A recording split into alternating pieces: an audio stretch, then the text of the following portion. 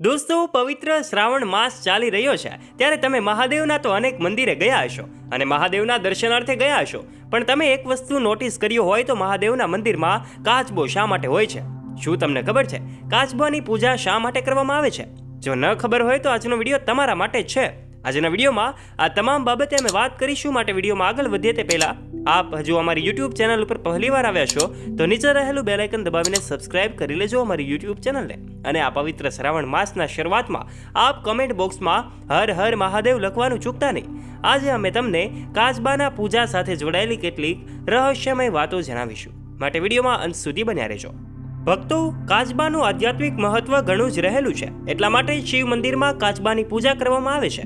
એનું કારણ ધાર્મિક અને તાંત્રિક દૃષ્ટિકોણથી મહત્વપૂર્ણ છે. સૌથી પહેલા આધ્યાત્મિક બાબત વાત કરીએ તો ધૈર્ય અને સ્થિરતા. કાચબો તેની ધીમી ચાલ અને લાંબા આયુષ્ય માટે ઓળખાય છે. તે ધૈર્ય, ધ્યાન અને આંતરિક શાંતિનું પ્રતીક માનવામાં આવે છે. અવનતિથી મુક્તિ મળે છે. શિવ ઉપાસનામાં ધ્યાન અને ધ્યાન મગ્નતાનું મહત્વ રહેલું છે. કાચબો તેનું માથું બહાર કાઢે છે અને ફરીથી અંદર ખેંચી લે છે. એટલે એવું કહેવામાં આવી રહ્યું હોય કે કાચબો જે છે એ અંદર માથું એટલા માટે ખેંચી લે છે તે ધ્યાનની સ્થિતિ દર્શાવે છે.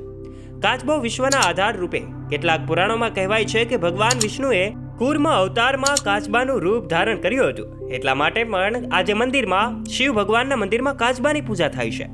આ સાથે જ કાચબાનું મંદિરમાં શા માટે હોવું જરૂરી છે?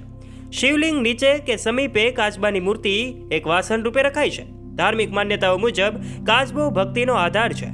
મંદિરનો સ્તંભ એટલે કે ધરતી અને શિવલિંગ આકાશ વચ્ચે, કાચબો જમીનનું સ્તર આધાર બતાવે છે. તો દોસ્તો, કાચબા સાથે જોડાયેલી માન્યતાથી તમારા જ્ઞાનમાં વધારો થયો હોય તો વિડીયોને લાઇક કરી દેજો, શેર કરવાનું ના ભૂલતા તથા કોમેન્ટ બોક્સમાં હર હર મહાદેવ અવશ્ય લખી દેજો અને ચેનલને સબસ્ક્રાઇબ કરી લેજો.